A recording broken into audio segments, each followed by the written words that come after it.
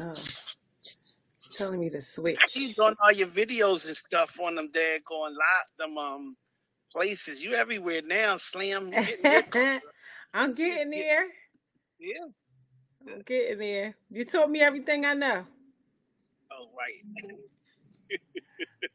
Oh my goodness. I don't think this is going to work. Why? I don't know. Okay.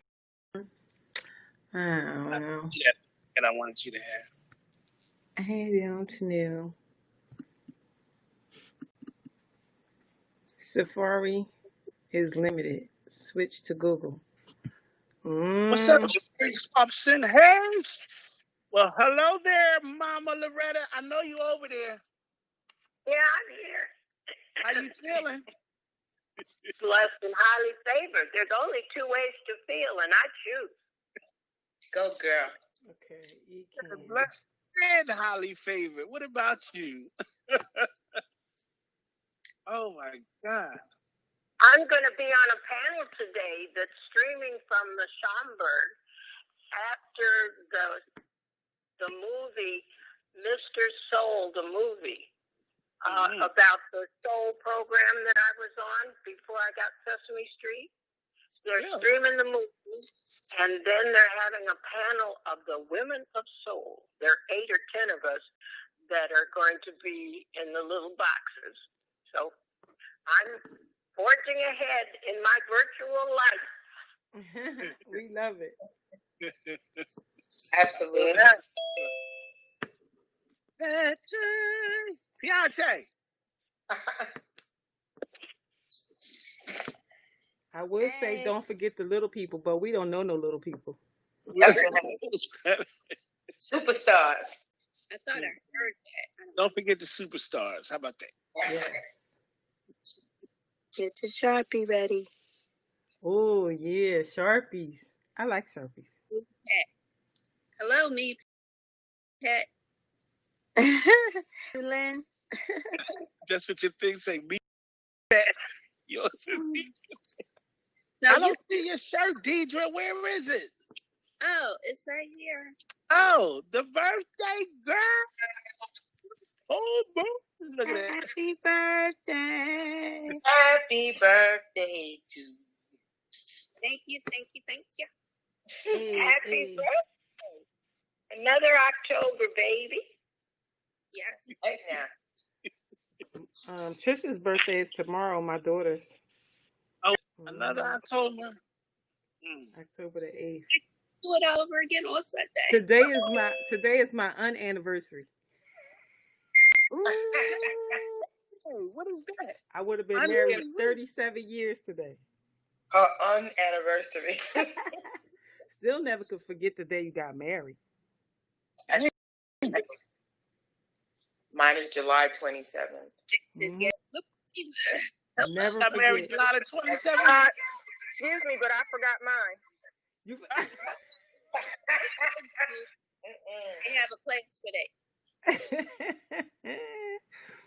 Oh my God. Wait, that's hilarious. Gina said, excuse me, I forgot mine. Like, speak for yourself, sir. Speak for yourself. She said on purpose. She did hers purpose. On purpose, yes. And you know that's right. Hilarious. You said the 27th. What was the 27th, Sherry? Why was it the 27th? Because I got married July 27th. I actually have 2 wedding dates because we got married at my grandfather's hospital bed because he was holding on so he could give me away. Mm-hmm. So we got married in the hospital. My aunt's a judge. It wasn't a real marriage, but for my grandfather, he thought it was. Okay. And then he passed away that next morning. Shut up. So that was July 18th. And then the real wedding was July 27th. Is it a person? I mean, but was the 27th something? Well, like I got married on September the 9th. I don't know why we got married September the 9th. I don't know. Darlene, I just got the notification. Yeah, so do I. I didn't want to interrupt. Yay. Good. Oh, you did? No, it wasn't. That was the available weekend, the available date. Okay. All right. Well, with that being said, now that she's live on her side, I gave you my link too, if you can get it. Hold on, I got it. I gotta you got it? I gotta do something with the something. Yeah, you're gonna be in my green. You'll go in the green room. Okay, I'm gonna go in the green room. All right, let's go in the green room. Welcome, Facebook family, to my life-changing alliances family. Let's see. Hold on, I gotta go to over here to get the link you sent me. Facebook. You sent it to me in Messenger, so let me go get it. I just want y'all to know this is all happening live. Live. You are watching growth in process. That's the only way to live. Listen, Absolutely. I love it. I love it. I love it. I love it. Hey, they say you got.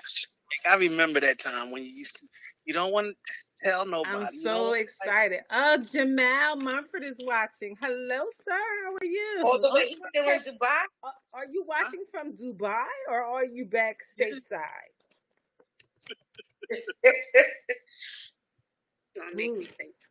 You know, we have to ask these things. You know, you never can tell with our family. We worldwide around here. That's right. You could be anywhere yourself, Darlena. You're not Listen, so much great stuff has happened.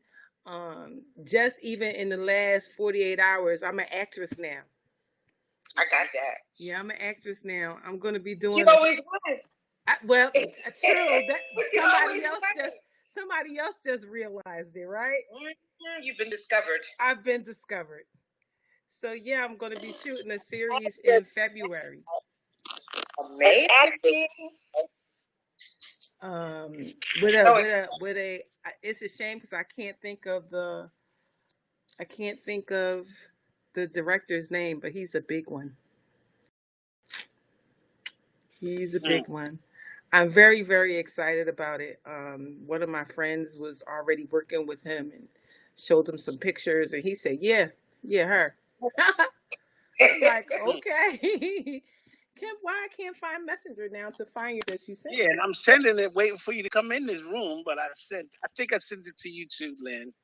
I just sent it. It's telling me I have to do it through Safari on my phone.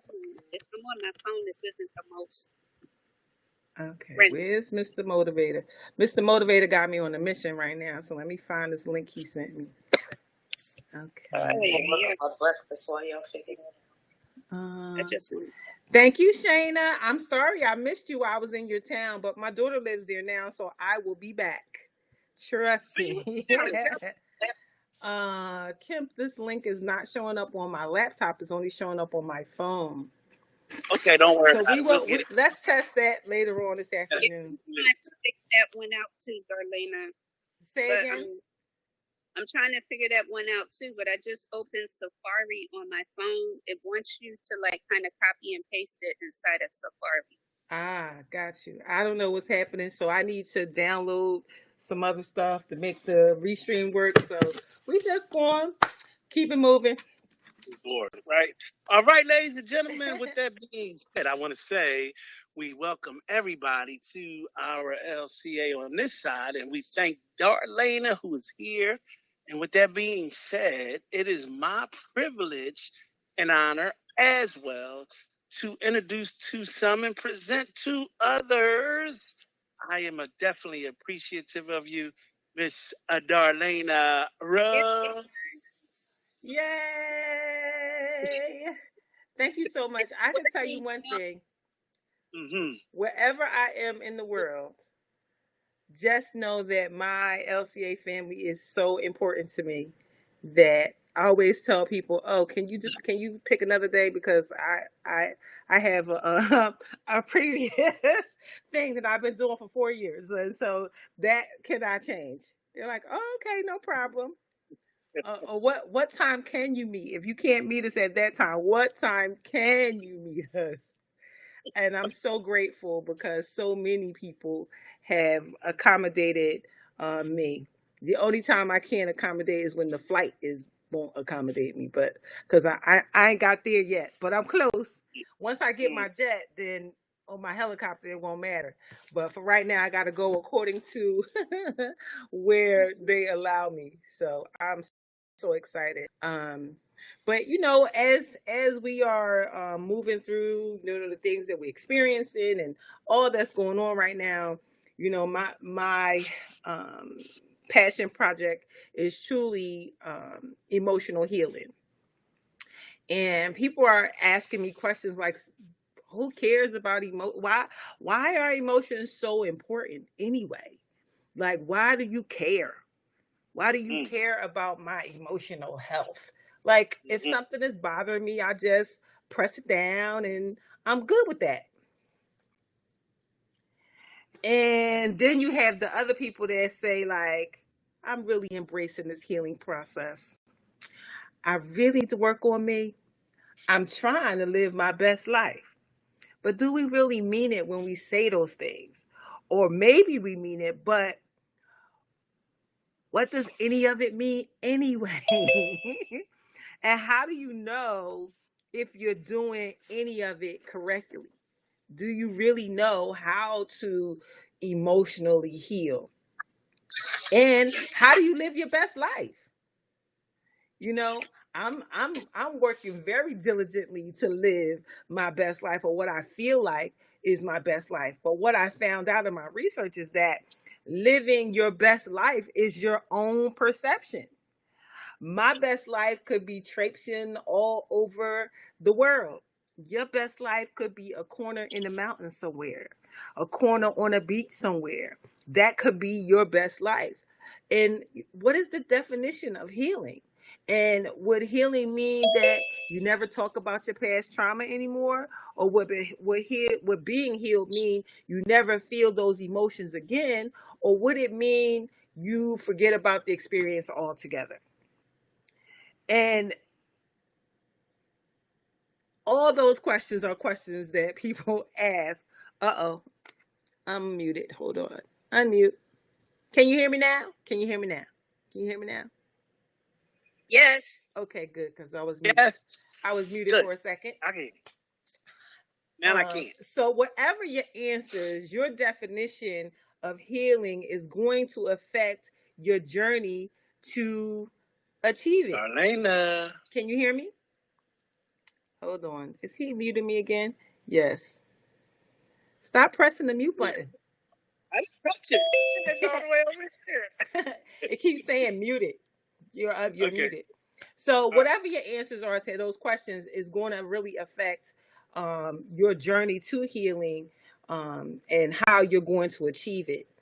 But the truth is, lasting healing happens when you understand what happened to you, accept that it happened to you, become aware of how the experience has affected you and your actions, and most importantly, embrace your power to shift the negative effects to positive outcomes.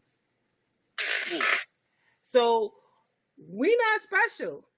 Like, I used to think I was really special, and my mentor was like, she kind of leaned in like this, and she said, Darlena, you think you special? Because you're not. You're not. You're not the only person who released the house. Dr. Loretta told me I can't say lost. Released the house, been divorced, lost a parent. You're not the only one. People have traumas every single day. People lose children. People lose jobs. We all go through the same stuff. But some people react differently to what they experience. And so it's really important to do those steps. Understand what happened. What happened? Acceptance that it happened. And acceptance that you're not special. And become aware of how that experience has affected you. and your actions, because certain experiences will make you behave a certain way. But then you get to make a choice and use your power, because we have the power to shift any of that negative effect to a positive. You can turn it to a positive outcome. I know that's a lot, right? That's a lot. That's a lot. But just yesterday, I flew home from Atlanta yesterday evening, and when I was getting off the plane, it was an older gentleman sitting next to me, and his phone rang, and he says, "Hey, Mom." Uh-oh. Uh-oh. And he said, "Yeah, I just landed in Philly. So I'll see you around 10 o'clock." And the first thing that came up for me was like, I can't call my mom. The second thing that came up was, I do call her when I land, usually. And I felt the tears coming up. And I'm like, nope. We just going to be happy for all the times that I was able to call her, all the times that I did talk to her, the things that I know that she would say, "Oh, so glad you back in town. Now I know where you are." Because she always asks, "Where are you in the world?" And I chuckled because I said, "I'm always someplace," and that's exactly what she would say. And it is emotional, and I could have gone all the way left, sir. Because the first thing I wanted to say was, I wish I could call my mom. I lost my mom. And, and say all that stuff to this complete stranger. That's how I felt at first. And then I caught myself and was like, we're not doing that. That's what we're not going to do. We're not going to bring up all that negative stuff. Instead, I shifted my thought process and thought about all of the positives around my mom and not the negative around my mom. I absolutely miss making those phone calls, but I just let myself relish in the phone calls that we already had. And so you have the choice to do that. And that was my choice. So, sometimes it's easier to not heal.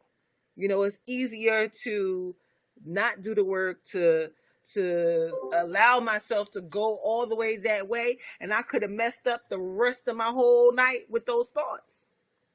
But I chose a different path. Because if you don't deal with it in the front end, it's going to catch up to you in the back end. And you don't want that.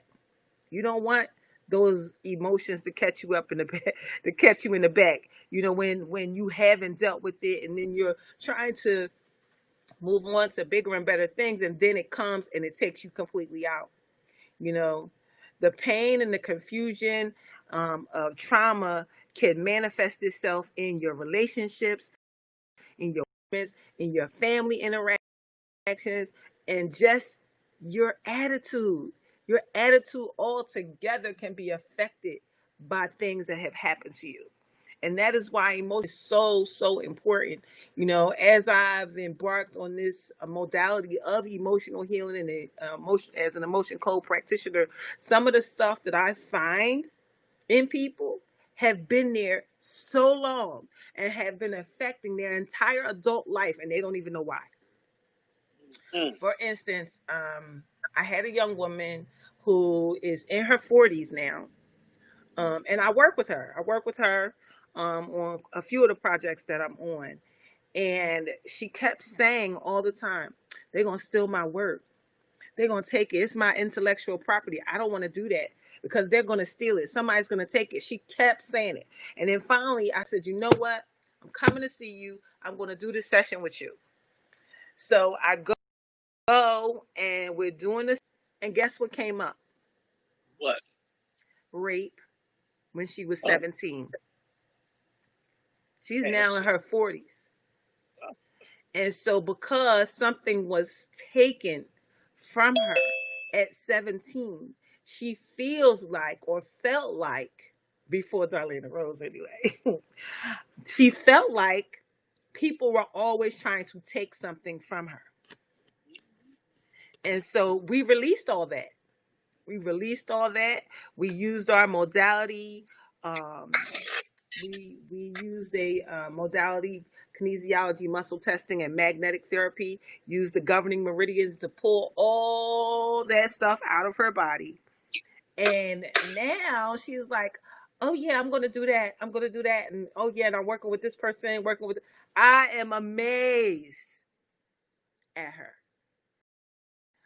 With a gentleman that was fearful about doing everything. So fearful that he wouldn't take the next step. And as I'm, doing the session with him, I found fear not even, this stuff can be identified at every age. Wherever that fear was placed in your soul, in your body, we can find it. We can pinpoint it to a day, a time, an event. Well, this one was so different because I found the fear was placed in him in utero before he was born, because his mother was in an abusive relationship. He was affected before he was born. He was affected as a fetus. That to me blew my mind. My last client that I had when I was in California had been working and in school since she was a young. Multiple degrees. She's African, so school, work. And she said her mom didn't want her and her brother to have loans. So they had to work and go to school and get good grades.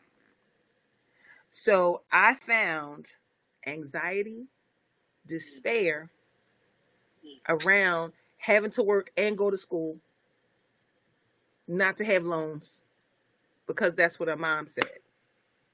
Then I also found grief. And this is when she said, I quit. I don't want to talk to you no more. I found grief from when she was 13 years old. And she said, Darlene, I don't understand how you're doing this. She said, but when I was 13, my grandfather passed away.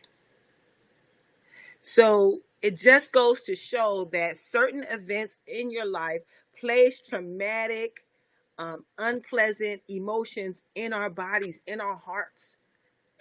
And they have to be dealt with. They must be dealt with, because the pain and the confusion that comes from these traumas, they manifest everywhere. And what we don't repair, we repeat. What we don't repair, we repeat. That is the number one reason why healing is so important. If you don't resolve those painful experiences, the emotions do not disappear. No matter how far you try to stuff them down, they are still there waiting for an opportunity to come out. You don't know what's going to trigger you if you haven't dealt with it.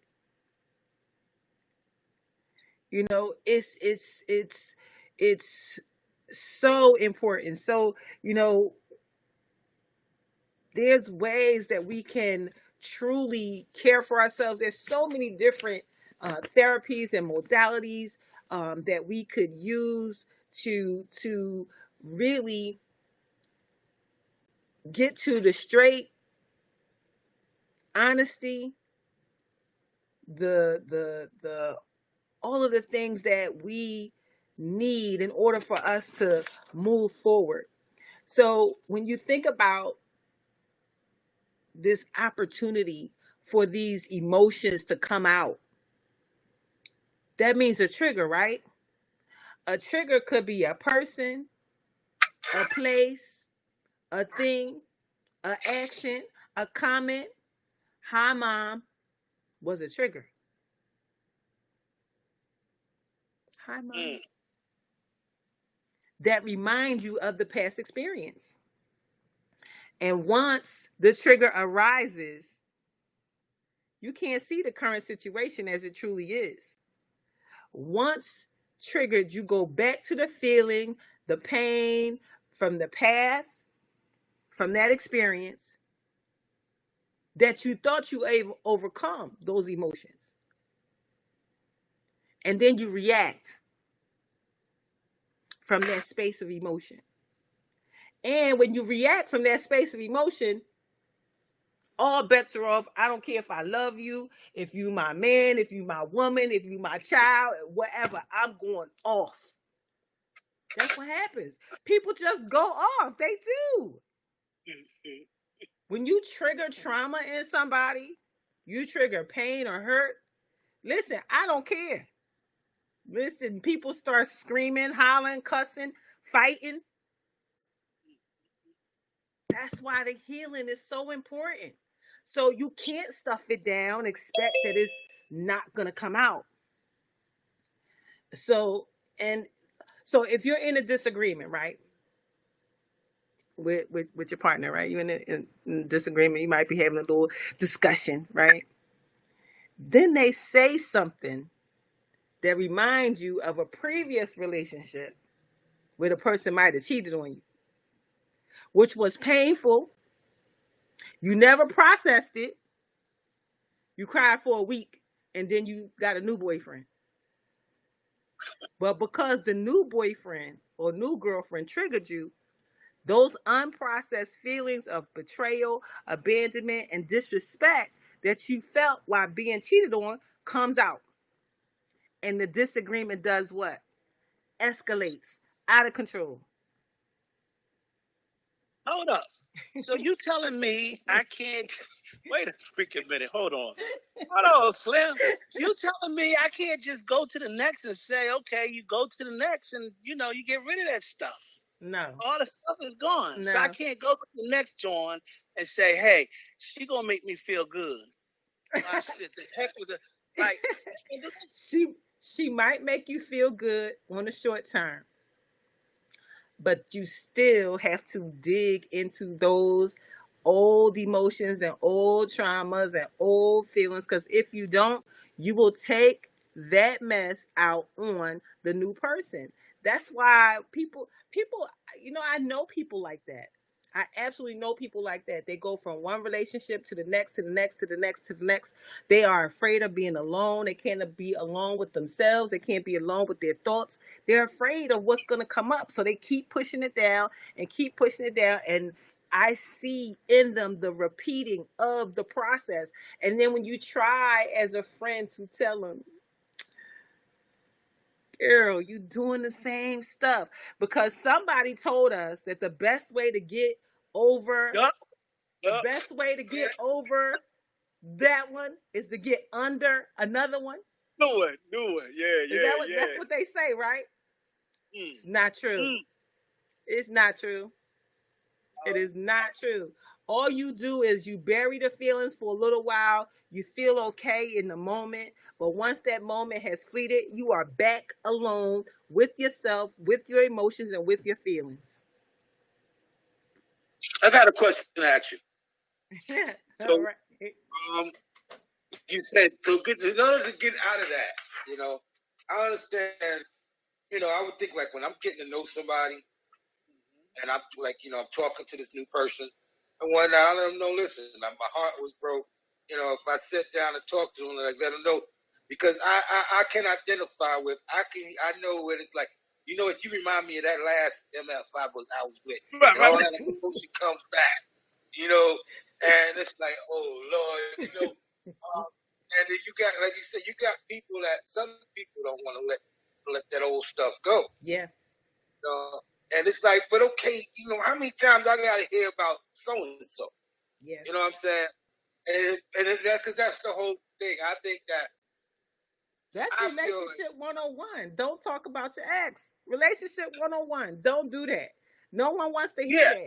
Yeah. But no, what I'm saying is, in getting to know a person, I want to know what turns you on, what turns you off, what you like, right. What you dislike. Right. You know, if I sit and talk with you and you tell me that, I want to know, well, what did that do? What did that clown do? Yeah. To let this prize go. You know what I'm saying? I want to make sure I don't make the same mistake. Absolutely. Well, I mean, in that context, of course, you want to know that, but you want to know that the person is also healed from that trauma before you step into somebody who has been traumatically dealt with. People come out of domestic violence situations. They come out of rape situations. They come with so much baggage, and they need to release that baggage before they can truly move on to a new relationship. And you can tell that. I can have a conversation with somebody and tell in a few short sentences that they still carrying trauma.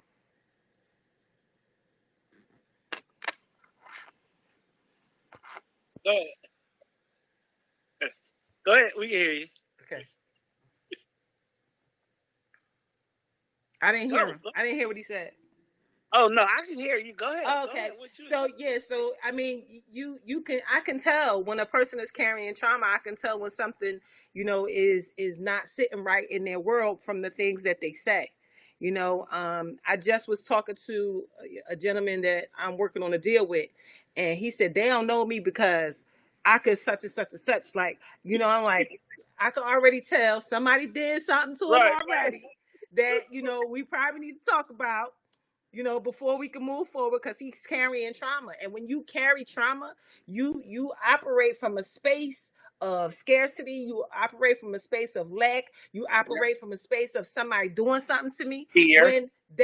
Fear. And that's not no place that you want to operate from. So you want to deal with that. And so, when these disagreements escalate because somebody has done you wrong, they say, I'm going to sing this "Somebody Done Me Wrong" song, right?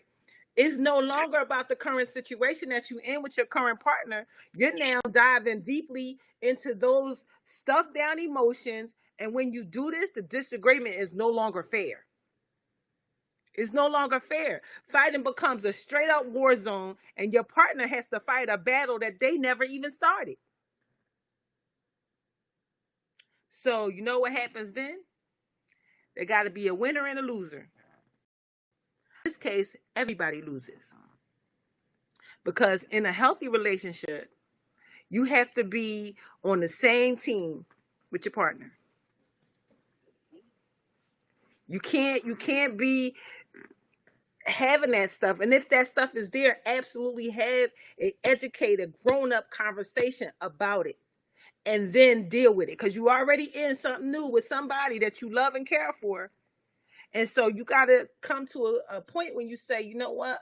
I need to deal with this. And let me have this educated conversation with my new partner to say that this is what I'm dealing with. I'm really working hard to not bring that stuff up, and if I do, let's come up with some kind of truce word or something that we can say that will tell us that we are going someplace that we don't want to go. Or you tell me something like, I started thinking about Kevin Hart, pineapples. Pineapples. Like, come up with a word, and it might be funny too, that you come up with that say, listen, we go in a place that we don't want to go. So how do we stop this? So let's just say, before we have an argument, we're going to say pineapples. And when I feel like you're going too far left, or I feel like I'm about to go too far left, I'm going to say pineapples and I'm going to walk away. And then you're going to give me 30 minutes and I'm going to give you 30 minutes. And then we're going to come back and talk about the situation. If you want to stay in relationship with somebody, you have to do that. Because sometimes, all these adult relationships that we have, they leave scars. We leave pieces. We make these soul ties. We do all these things. So, pain is pain. Trauma is trauma. Adult heartbreak can have residual effects in your relationships. Listen, I am living, walking truth to heartbreak and what it can lead to. We know that emotions cause disease. Congestive heart failure, my congestive heart failure was caused by a broken heart. We got to deal with this stuff. Well, let me ask you this then. You can't really deal with it until you can accept your own truth then. Absolutely. I have to see the truth. Like, well, see, I didn't see that because I thought, like, hey, that ain't me. That's her. She the crazy ass one. I'm like, I'm good. Like, you look at it and we look at these things at other people, but at the end of the day, I don't see it there. So you're telling me the disease is like, now I got heart failure, my heart. Who would ever think that your heart disease is based on a relationship? Yep. Your heart is just center for love.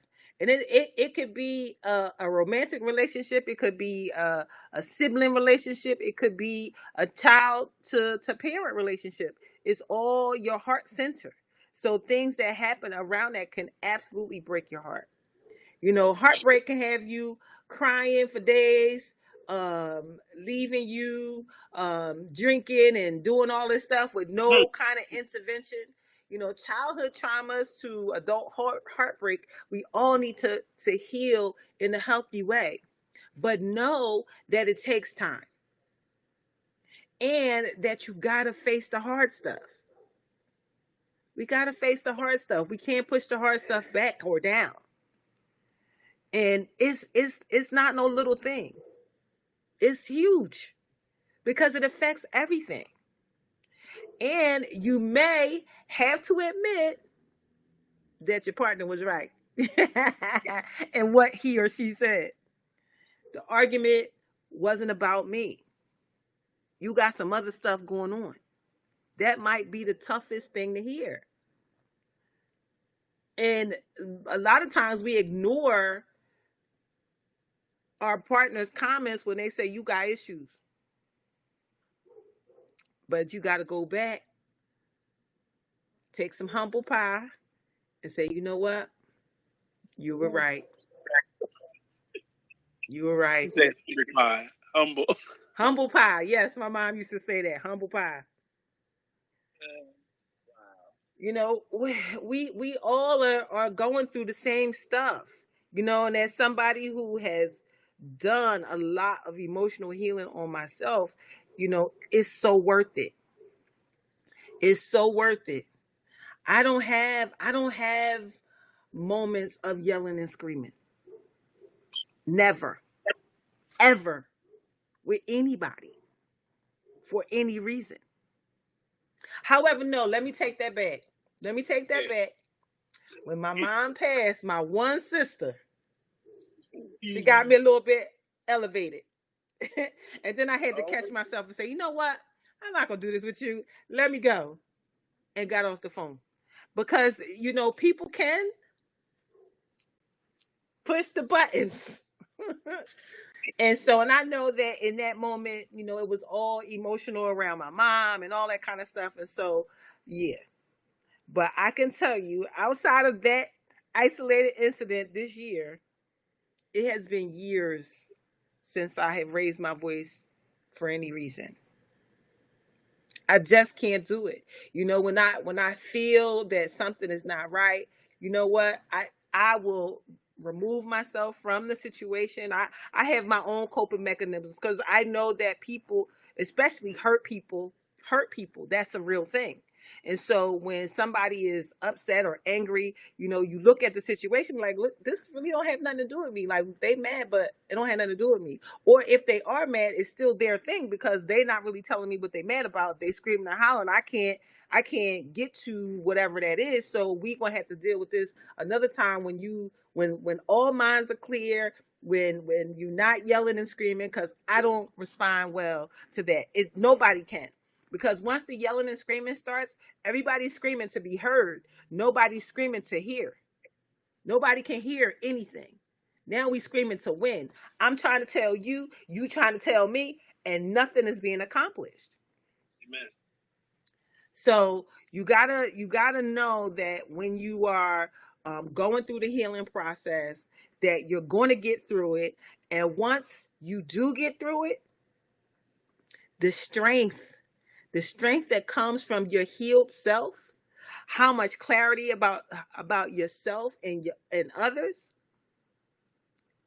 It is amazing to me. When I think about reading Glennon Doyle's book Untamed, here was a woman that was a wife, a mother, a Christian. She was a writer, an author. She was a speaker. She was all over the world, married. And she said sometimes to love yourself, you may have to unlove someone else or love them differently. Or in loving yourself, you may end up hurting someone else. But you have to choose between them or you. And sometimes what we do, especially women, we martyr ourselves for our whole lives for things that we should have probably left a long time ago. Well, I'm older now, so this is the best it's going to be. Best it's going to get. Kids is grown, we settled. That's it. We martyr our lives. We never get to live our best lives because we think that we can't make a move. Men too. This it. We stuck. This it. Yeah, I said it. The men, like we really keep saying these women, but I feel like men are just as sensitive, if not more. We just learned how to suppress it. Like, you don't supposed to cry.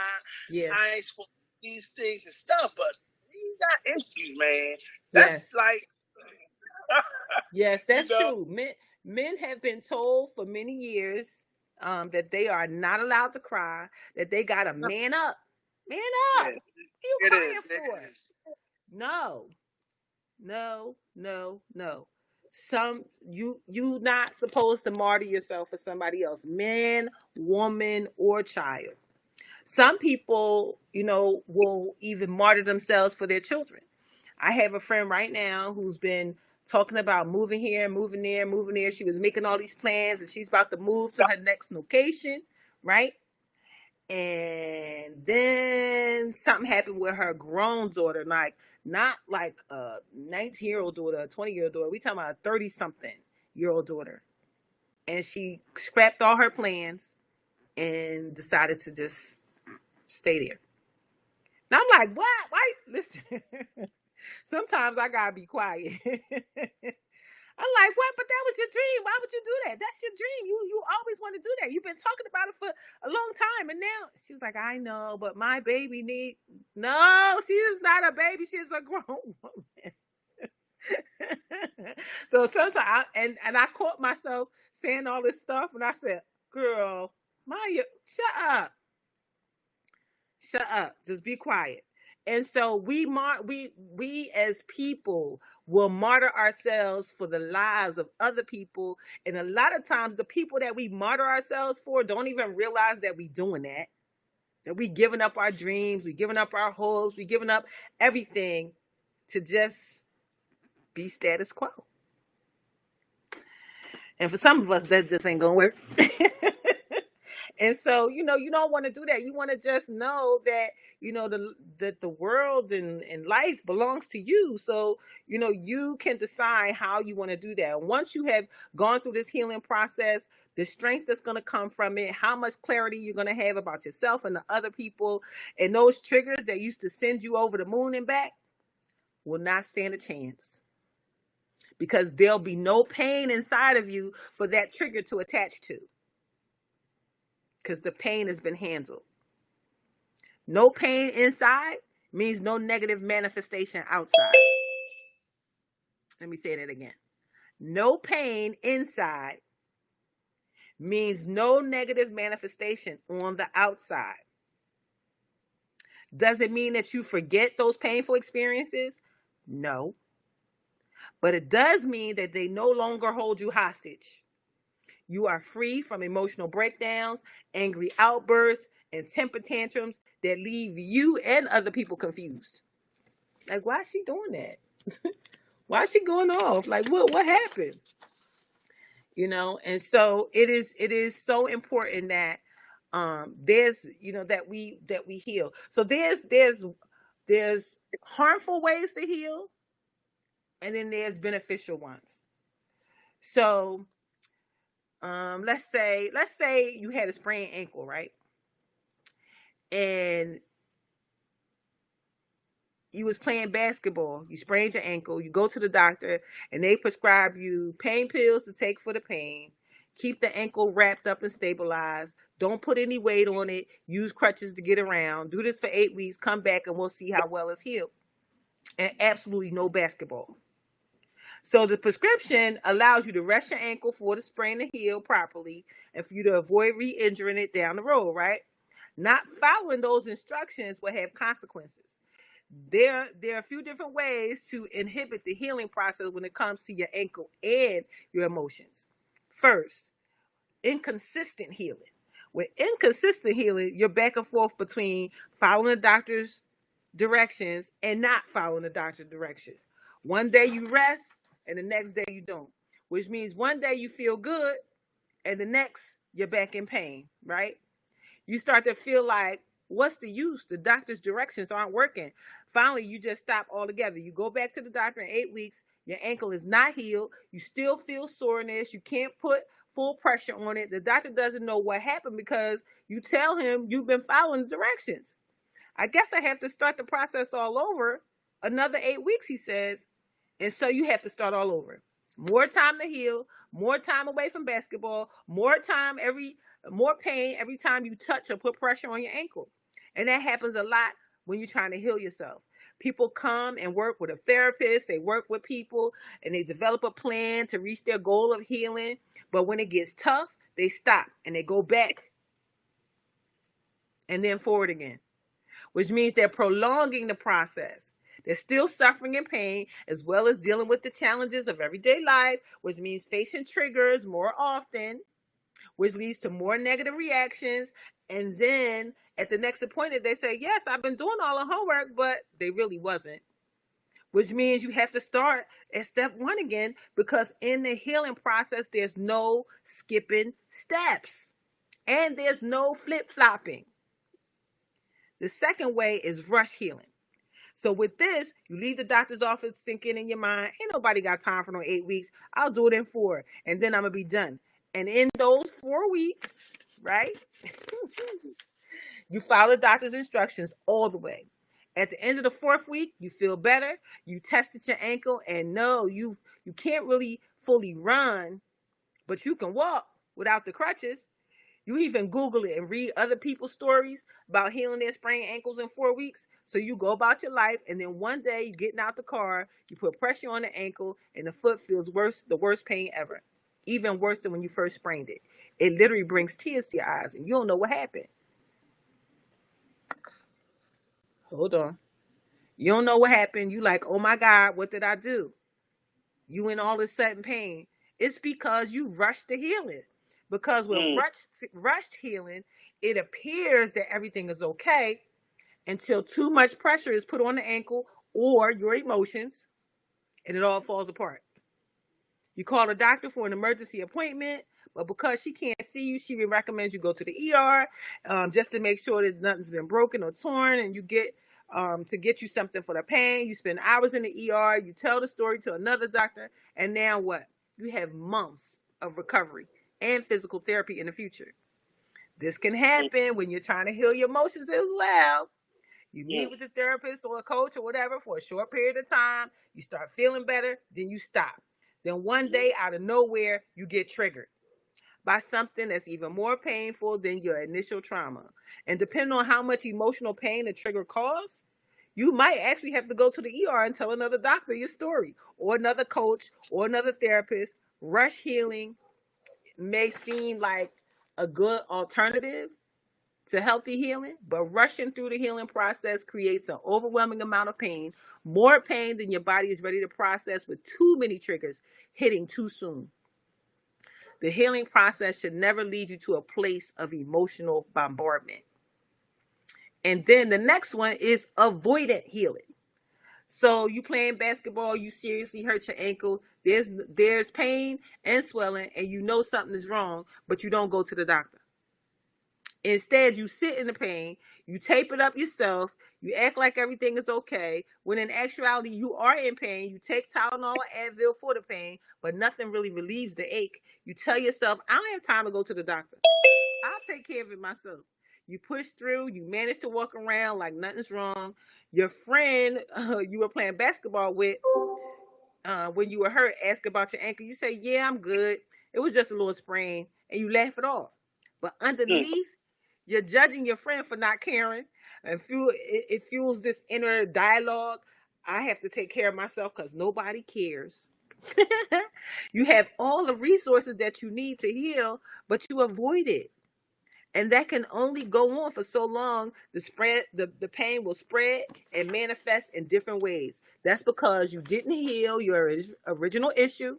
Now your knees hurting, which trigger your lower back pain. Now that pain is affecting your ability to navigate through life, which is really scary because now you know the process will be longer and more intensive, and you've lost so much time. So you literally have to be forced into healing by multiple painful experiences. Same way with therapy, same way with coaching, with avoiding healing. Multiple things in your life must be going wrong all at the same time for you to start the process of healing. So much is going wrong that you have no choice but to begin listening to your coach or your therapist or whoever it is you're talking to about taking their healing advice seriously. Remember, there's no avoiding your pain of your past. Hello. So in healthy healing, you sprain your ankle, you feel the pain, you know you can't fix it on your own, so you go to the doctor, you don't know what to expect, but you just hope that it's not broken. You're relieved that there's hope and process for the healing of your sprained ankle. You follow your doctor's directions, maybe not to the T, but for the most part, you follow the plan. You start feeling better, but because you're not as mobile as you were before, you're spending less time playing basketball, spending more time alone. You think about your life and where you are, which is just an added bonus to healing, right? And when you go to your 8-week follow-up appointment, your doctor says, guess what? Your ankle is healed. It's okay for you to use the crutches less and start putting weight on it, which is still a little bit scary because you don't want to hurt it again. You're a little bit fearful. You might make a mistake and mess up the healing, but you listen and you take all those first unsupported steps and it works. So when you accidentally jostle your foot a little bit a few days later, guess what? It's okay. And it's the same with therapy. When you're ready to heal the healthy way, you're open to the process, you take all the active role in your sessions, and your therapist or coach will give you directions, but it's up to you to do the work. And once you have healed from the past experiences, it can be scary to go back into a relationship because of the fear that you had that you'll make the same mistakes and the results will be back into old behaviors, but you have to take the risk. So this healthy, active, responsive healing is the only way to get back to living your life, face the triggers without going back to your old ways. So it's so important to, know that you can work with a counselor, a therapist, a coach. All of those folks will help you develop a plan for healing. And then as long as you follow the plan and dedicate the time and the energy to do the work that will inspire the long-lasting change, you can do it. And it's okay if you need help, if you need support. In the African American community, any type of help sometimes can be taboo. Oh, she must be crazy or something. She's seeing a therapist. Go get the help that you need. It's not taboo anymore. So many more people are accepting that if the body can break, the mind can too. The mind can too, because you're human. Trauma is trauma. So go get that help, for whatever it is that, you have been dealing with or what has been coming up for you. This healing process is real. As a emotion code practitioner, when I am speaking to people and talking to them, and we find these things, folks sometimes don't even realize that they've been affected by something from their past, or that they've been carrying these traumas for so long. Because what happens is, when the trauma first happens, you might be young, right?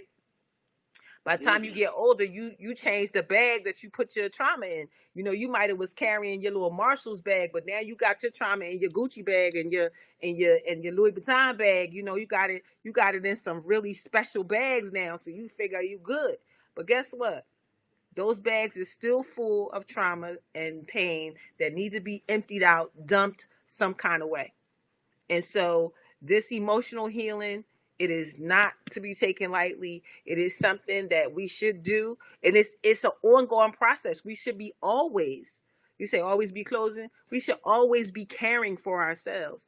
Always knowing when we have something that is coming up that you may not recognize, that you're directing towards somebody's like, why is this coming up? What is it for? And take a few minutes and step back. And if it's not anything that you can handle on your own, then you call Darlene Rose for your emotional healing. You call Darlene Rose for your emotion code, session. It's so, and I'm so grateful and so thankful for being taught this modality, because this modality is unlike anything I've ever seen. When I started subscribing to Emotions Cause Disease and found the charts and saw all the stuff, now I know how to help you to process those emotions out, to get them gone, so that you really can get to living a healthy emotional life. That's the blessing. That's the blessing. So, you guys, don't skip it. Emotional healing. Don't do it too fast. Take your time. Don't try to push it down and avoid it. You can't. Just know that you're human. And sometimes things happen that hurt us, that we can, push down and think that we're okay, but we're really not. One of the last things that I'm gonna tell you, when I was, over the time that my mom was ill, and we kept asking her, like, are you okay? How you feel? She said, I'm okay. I'm fine. I'm okay. I'm fine. She wasn't okay, and she wasn't fine. But we say that as a knee-jerk reaction. How you doing? Fine? No, you're not fine. You're not okay. Now, granted, you don't want to spew whatever your feelings are all over everybody and anybody.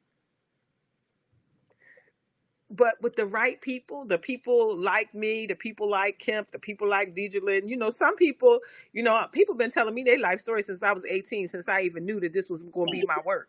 It took me like 30 years to surrender to it. But some of us, that's our job. That's what God gave us. That's what God gave us to do. And so for those of us who are put on earth for your healing, you should use us for that, because we're here for that. God has placed the people in your life to help you to get over it, to help you get past the trauma, so that you're not taking this trauma out on your friends, on your family, on your boyfriend, on your girlfriend, on your husband, on your wife, on your co-workers. Your poor co-workers don't know what's wrong with you. They just be like, don't say nothing to her, because we don't even know. And you don't want to be that person. You don't want to be that person that they say, you know what, we really can't talk to her because she always in a mood, or she always, you don't want to be that one that they say she always. I never want to be that person. I always want to be the approachable one. So, with that being said, nope. You can't give it over to me. You got a couple of questions out here. Oh, we got some questions. Okay, go ahead. What's your question? So I gotta ask, Desmond, where you at, man? Hold on. Wait a second, you guys. I'm looking for Desmond. I'm trying to find him. Where you at? Desmond, put your hand back. It was up, Desmond. Mm-hmm. Oh, here Good, it is. Jackie. All right. Working in your gift, working in your calling changes your whole life. You know, they say the 2 days that you were born, the first day is the day when you were born, and then the day you find out why. And some people never find out why they were born, but I found out why. And that was to do this work. And so it's so important for us to do the work that, you know, we were purposed to do. And once you find your purpose and you're doing that work that you're purposed to do, you will never work a day in your life, because the things that I get to do, not have to do, get to do, they don't feel like work. When I am speaking to a group of people, talking on this platform, helping somebody one-on-one, I feel amazing. I feel so great that I get to do that. And guess what? They pay me. Desmond, talk to this woman, please. Well, good morning, everyone. Darlene Rose, when you were talking about people not doing what they feel like they set out to do, things that they are calling or whatever.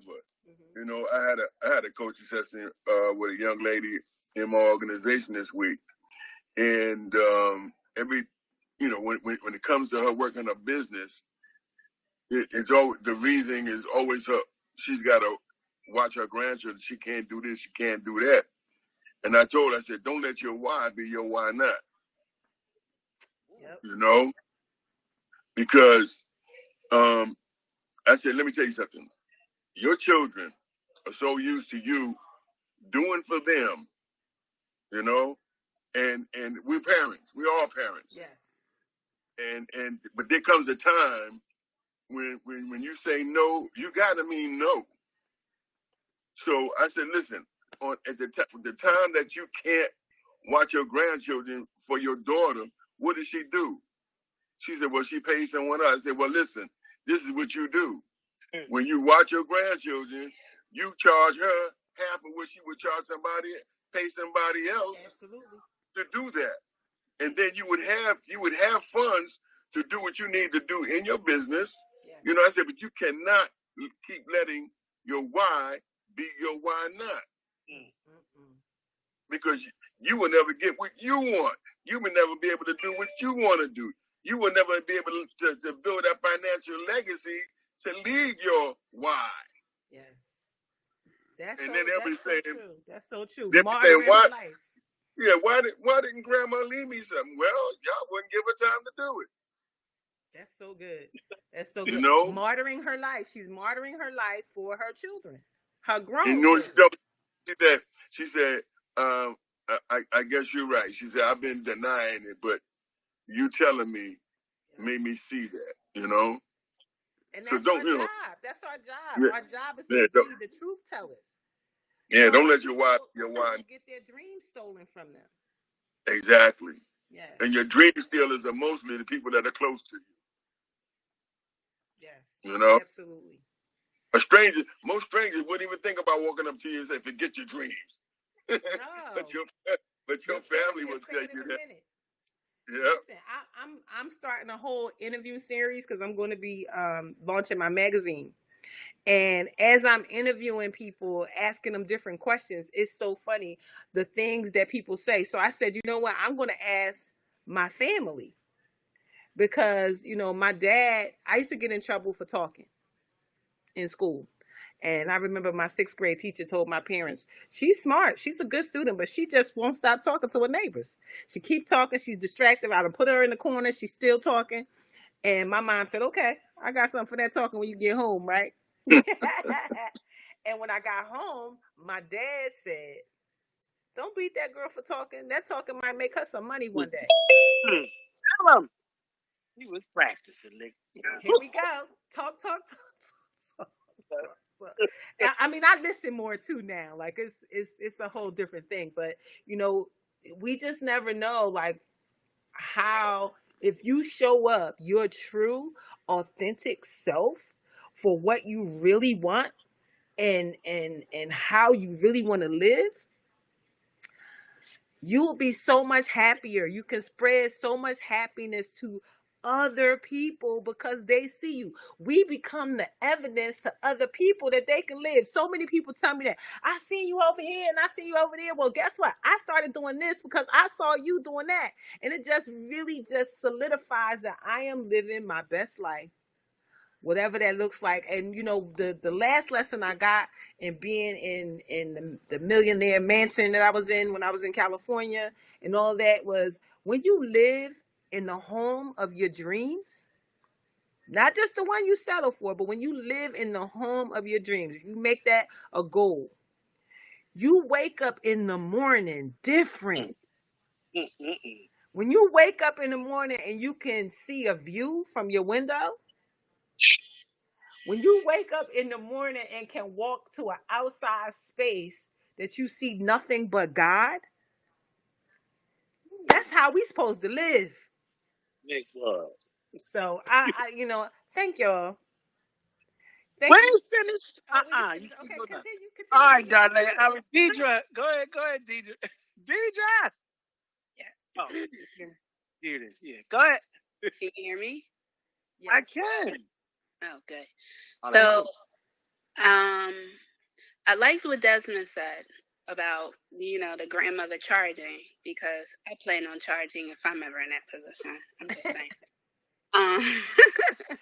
Because my time is valuable. Yes. But I also liked when you were talking about your mom and, kind of working through those feelings that are going to come and, sometimes they kind of wash over you. Yeah. Like a wave, like in for a second, and then you recover or you recoup. And it was like when I met Kim, I realized that I was nowhere near finished dealing with that situation. But what I have been able to do is focus on, the good times. I talk to, even in talking to Kim, and, I share stories and memories of my mom to the point where I think if it was possible for Kemp to meet my mom, that the two of them would just hit it off, because he probably feels so familiar with her, and he's never met her, but she lives on in my memory, if that makes any sense. I guess Absolutely. So I had just wanted to share that. Yeah, memories are vivid for you, and we make them vivid for the people that we share them with. And absolutely everybody know my mom. They know him from the stories. They know her from the stories. The stuff she says, the things she did. Same thing with my dad. My dad was so amazing. Imagine me to the 25th power. That was my dad. Me on steroids. Always happy, always jovial. He was 6'2", with the biggest smile ever.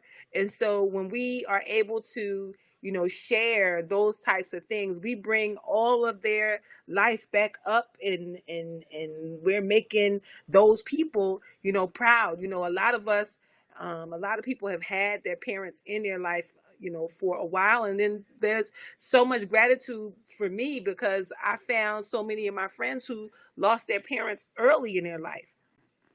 I had my parents most of my life. So when things come up and that I might want to share or tell them, it's amazing because I can extrapolate from what I know about them, and I already know what they're going to say. I already know what they would do. So that is a blessing to have had that. So, we just got to, dig in, find the good, feel the pain. One of the things that Ayanla said, you have to let your heart break open. And when in the breaking open is where the healing can begin. But if you leave it closed and keep pushing it down, it's going to break open in the wrong time, in the wrong place, with the wrong folks. It's going to come out of there too, right? It's going to come out. Crystal, come on, let's see. Crystal, where you at? Oh my God. That's my sister in my head. We think alike. I just let her go. You God dang it. Oh, Lord, hold on. You think about, look at that. Look. I'm getting my green screen. Hold on. All right, Faith. What it is, Faith? I know Faith had her hand up too. You better watch out. Which one is she gonna say today? Where Faith at?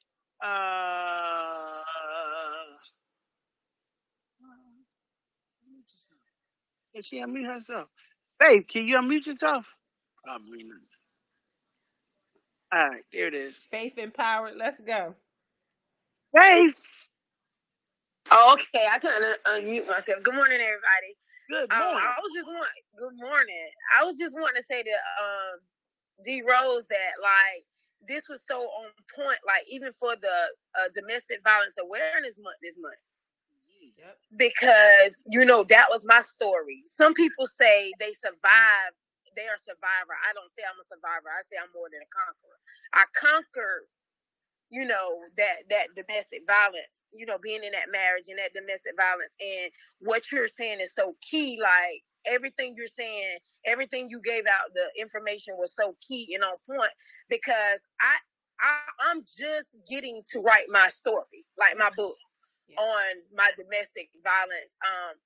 Because I couldn't do it before because you almost had to go through the whole process over again, like literally the trauma, all that, what you live. But because I'm at a healed state of mind and body, spirit, and soul, I can write about it now. Yes. And so I'm at this place now where I'm able to write about it and talk more about it. And, I talk to people one-on-one that's going through the issue because I'm like you. Ever since my childhood, people always told me their life story. Like, can I talk to you in confidence? It's always been like that. And so it's like now, I'm moving, full force into my calling with, not only the coaching but also the speaking too. Just enrolled in speaker certification course. For the next 8 weeks, just to, kind of, I'm there now. Like, I'm there, like, I'm ready to go, like, 100%. I said all that to say this. You're so right, because it'll literally, being not healed will literally paralyze other stuff. Like, it'll put other stuff on hold. You can't go full force in your dreams, your visions, your goals. You can't go full force in it. And, it'll literally paralyze you almost. And, from the emotional trauma, if you don't heal from that, it can cause health problems. Oh, yeah. Like, it can cause other stuff to go wrong. So I just wanted to say, thank you for always reminding us, bringing awareness, because you never know, like, who's in that stuck place, So I just, I thank God I was able to, break out of it, because I didn't even put having another relationship on my vision board until I was completely healed. And that was right at 12-year mark. Wow. It took me 12 years from that abuse marriage, 12 years, literally almost 12 years, to be at my total healing state. And then that's when I put on my vision board, I was ready for my king. I was ready for God to send that person who was for me, because I did not want to traumatize nobody else's life by not being healed. I didn't want to take that baggage into another relationship. So, I literally waited. Thank you for that. Thank you for that, because so many people don't think like that. They think selfishly and they drag other people into that emotional space that they're in and mess up somebody else's life because they haven't fixed theirs yet. So that part is just so amazing. You're so to be commended. And yes, it is Domestic Violence Month. As a matter of fact, I am a part of a docuseries about domestic violence that's going to be released this month with Asia Sparks and Netflix. So yeah, I'm an actress now. Did I tell y'all? I mean, there's so many opportunities for us to share now, and to be open, and that's the difference. That's the difference between healers and everybody else. The things that we experience, we're more transparent about it. That's the only difference. We're not special. We're just more transparent about our experiences and are open to share them so that somebody else can get healing from it. And you could tell who those people are. They're like, girl, that was me. Let me tell you what happened. And just tell the story. Right. Come on, Chris. Talk to them people. So I had my hand raised earlier when Darlene was talking about being a martyr. And, I'm all about getting to the root. So what I believe is that those people who sacrifice themselves for their children or for their parents and don't actually live their life, I know for me in my personal journey, it was because I was still trying to heal the little girl in me through these relationships. And so, again, sometimes we don't know why we do what we do. But if those parts of ourselves are unhealed, just like what Faith just said, you're going to see this thing over and over and over again. The same story is playing out. It's just different characters. It's just different scenarios. But it's the same message that's being presented to you. And we think it's different. But the energy that you hold is still the same. So the experience can't be nothing other than the energy that you're holding. But because, and here's where you say you have eyesight and you have vision. See, the eyesight limits us. When you have vision, you can see past what you can physically see. And so, we have eyes to see, but we don't see. And so with our eyesight, we are limited. Our sight is limited. It is limited. So I only see that this guy did me wrong. And then I keep seeing this guy doing me wrong. But the insight of what you're seeing with your eyesight is that you're doing you wrong. But until you get to a place where you can look inwardly and take responsibility for why you're where you're at, the reason you feel what you feel is because they are only reflecting back to you what you are self-inflicting on yourself. You're doing this to yourself. They're just being a mirror to you. And so you're mad at them, but it's really not them. They are because you can only attract what you are. So to experience something different in my life, I had to clean the energy up. Otherwise, I was going to go into another relationship. It's kind of like what Faith said. She had to wait. I was going to go into another relationship. Oh, yeah, I done lost weight. I feel good about myself. But if my energy had not changed, I don't give a dang on how much weight I lost. And how... Come on, she gets to talk. She's always pushing the button on herself. I'm still going to experience the same thing. Yeah. Can y'all hear me? Yes, we can hear you now. You can't hear me, Darlene? Yeah, we can hear you. Hold on. Listen, what we don't repair, we repeat. Just like she said, different characters, same emotions, same problems. We have to repair it, or else we repeat it over and over and over. No. And so you see the same thing. She did. Go ahead. You're gonna see the same thing. You're gonna keep seeing the same thing. And the problem, I know for me, was that as much as I wanted to, I had the knowledge. I didn't have the understanding because I hadn't walked it through. And so too, that comes, when your message comes from a totally different place. Book knowledge is just theory. You know what I'm saying? It doesn't become truth until you actually walk it out. So I can tell you all day long what I think you should do.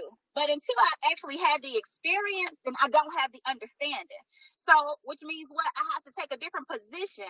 I can't be walking around here talking about, I don't want to feel this, I don't want to deal with this. I don't know. I have to be in a place of acceptance. I have to be in a place of taking responsibility if I am going to release the energy, and it's transmuting it.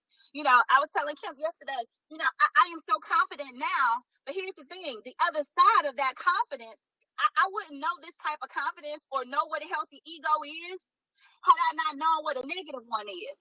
You know what I'm saying? So now I see the other side of this thing. And so what I realized is that just as much as I did not feel like I was worthy, that I did not feel like I wasn't good enough, that I did not, to get to this place, baby, the world didn't give it to me, and the world can't choke this out. Why? Because didn't nobody make me. I created this reality. God gave me the power to create the reality that I want to live in. This ain't been bought, baby. I work for this. And can't nobody take it. You get what I'm saying? Where versus on the other side, I was giving everything away trying to get it. Now, baby, I got it. And what I got can't be taken. Can't nobody take my life. That's what Jesus said, except I lay it down. I ain't laying my life down no more. The reason life was being taken from me was because I kept laying it down, giving it to people. Because why? I believed that it was in them and it wasn't in me. And now this thing, I have transmuted that energy. It's in me. It ain't in them. It's always been in me.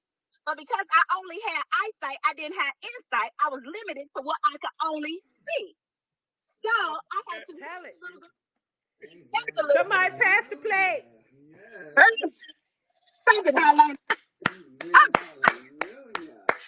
Y'all gotta give it up. Hold on. Pass the plate.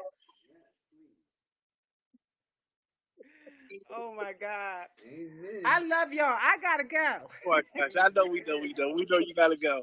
Gina got one thing. Gina got one thing. Go ahead, Gina, say it. Okay, yes. Uh-huh. I just want to congratulate you, Darlena, for one thing. And secondly, one of the key things about all this healing is that you have to keep doing it. You can't just go one time and then because you made a breakthrough that you feel like that's it, because it goes deeper than that.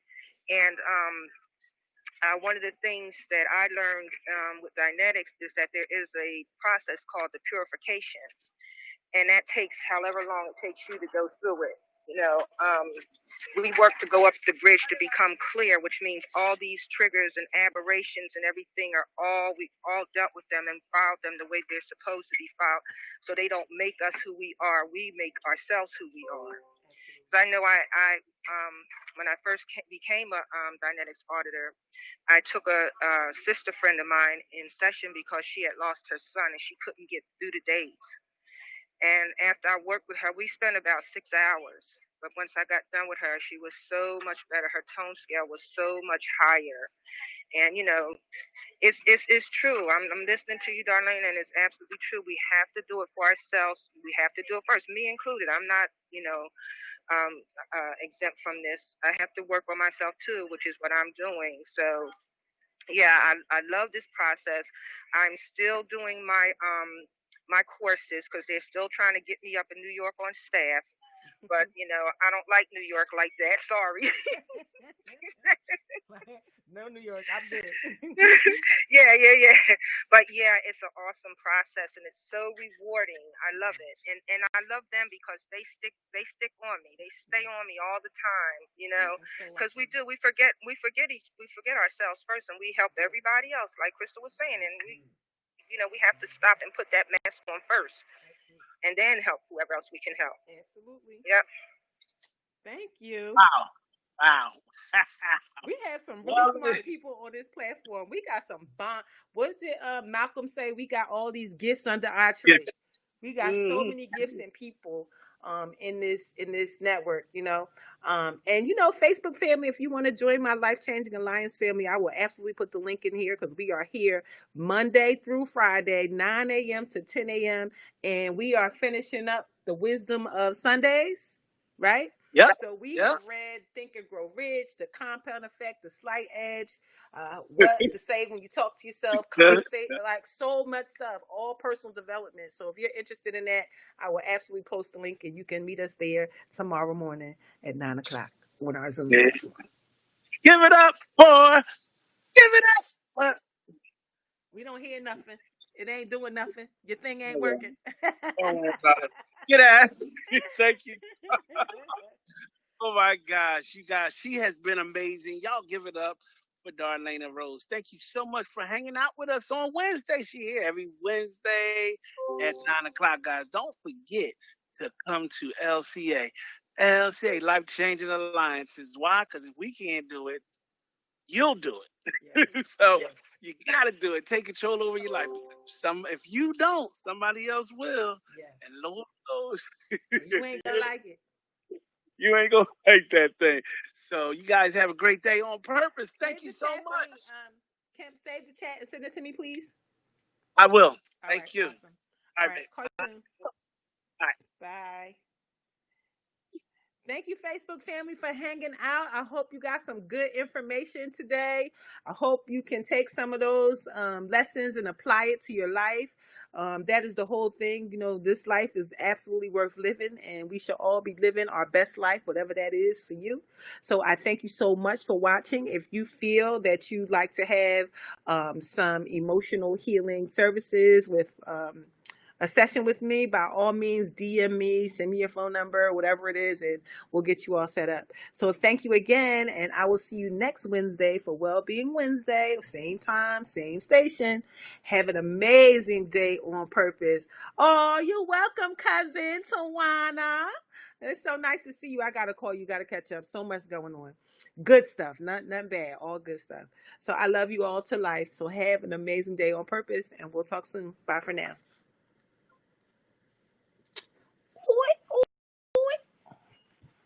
Okay. All right, Gotta go to the bank.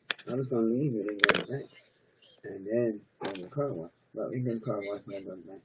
Okay, I got my appointment is at 12, so we got an hour. Time. Let's go. Okay, all right. If you get in this, you'll never get to what you're trying to Okay, get. I gotta get my. Was that Could have been. Could have been. I gotta get my purse. Tommy.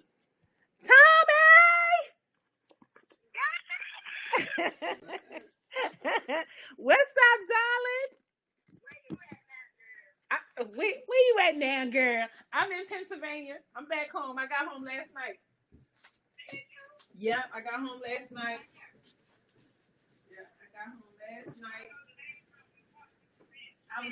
I was in, and then I left California, went to Atlanta, and now I'm back in Philadelphia. I don't leave again until the end of the month. I stayed for a good little bit to make sure my daughter was good, but so much stuff has come up, opportunity-wise. So I don't know if I'm supposed to go there now. I don't know what I'm doing, so I'm just being still to know. When they say be still and know, I am being still so I can know what I'm supposed to do next, because I don't know. I don't know. I think that's why I cannot. I'm not. I be a work girl, and I be deep ready. I don't put the work on my line and leave it alone, because I'm a professional here. I favorite something, and I write it down. You know what I'm saying? Yes. And so I think the reason I cannot, one thing I came up with one day was, I really enjoy helping people. Yes. It makes me cry to see them cry when I do something for them. Yes. And I thought to myself, well, how the hell you gonna help somebody else if you can't help yourself first? Listen, in helping other people, you help yourself. I know, but a lot of times, those people, I don't know. What I want to do is help people. Like, I need to deal with me. It's still parts of me that need to deal with. Yeah, I got you. Yeah, so I don't know. I know Crystal's having her thing coming up, but I don't know. Girl, listen. We all fall short of the glory, and we all are doing our best to be better people, better humans. All of that. I just did my talk today on